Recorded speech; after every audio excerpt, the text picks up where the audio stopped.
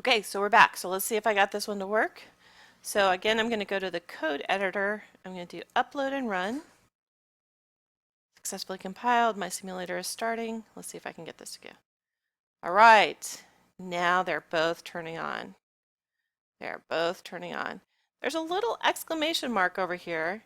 I'll tell you that that little exclamation mark will tell you that you're sending too much voltage to this LED and will eventually wear it out faster if it's a real LED.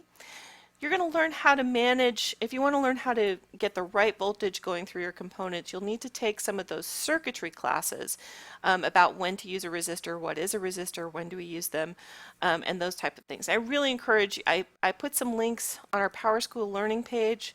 If you go to class syllabus and other resources under Arduino lessons, my favorite, here's the start here for lesson 0, and then the list of all the lessons in the series. And these lessons are pretty great. Let's see, it has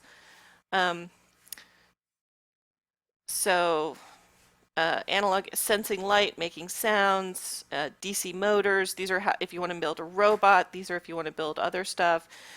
So there's lots of good stuff here, and these are the basic lessons. And you don't need to buy any components. You can do this all with your simulator and go through all of these lessons if you are interested in that. You won't need to do that for our course. Okay, so let's go back and talk about your additional homework. So your additional homework is I want you to change which LED is lighting up. Okay, which LED is lighting up? Currently 13 is lighting up, and that goes here. I'm going to say, I want you to pick your own number. I'm going to move that.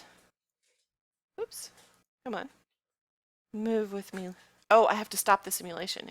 It won't let me edit it unless I stop the simulation. All right, so I'm going to move this over here to slot number 8. Now it shouldn't currently work because it's telling the 13 should still work, but my LED over here should not work. Okay, so let's try that. So I press the button. Yes, my LED on my board turns on, and when I let go, it turns off. But this guy is not doing anything. All right. Okay, so what I want to do, so I want to come into our code editor,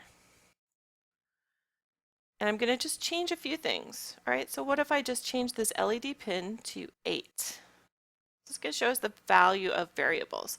So all I did was change that number to 8. Now look, because I've named that variable, I don't have to, and I changed the value up here where it is initialized. This is both the declaration. Here I'm declaring I'm going to have a variable. It's going to have this name. It's going to be of this type. You have to have the type and the name to declare a variable in C. And then I'm also initializing it. I'm giving it its value for the first time up here and set the pin numbers. Now this should show you the benefit of having variables. Okay, I only have to change this LED pin 8. I don't have to change anything else, and this should work. Let's see if that is true. I haven't tried this yet, so you might catch me in something.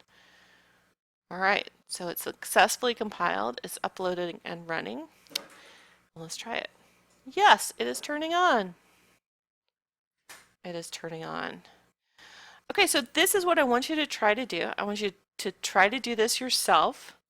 If you want an extra piece of stuff to try, an extra assignment would be add another LED, and I'm not going to show you how to do this, but we add another LED somewhere over here, and have one of them turn on when the button is off, and have the other one turn on when the button is on. Okay, that will require that you work with the if-then statements, or the if, remember in C there isn't a then, the then is implied, it's just if and else, right? So that would let you work with the control flow and continue to work with your variables. So that's it. Have a great time, and I hope you enjoy working bare bones with some programming in C, because it's a lot of fun. All right, talk to you later. Bye.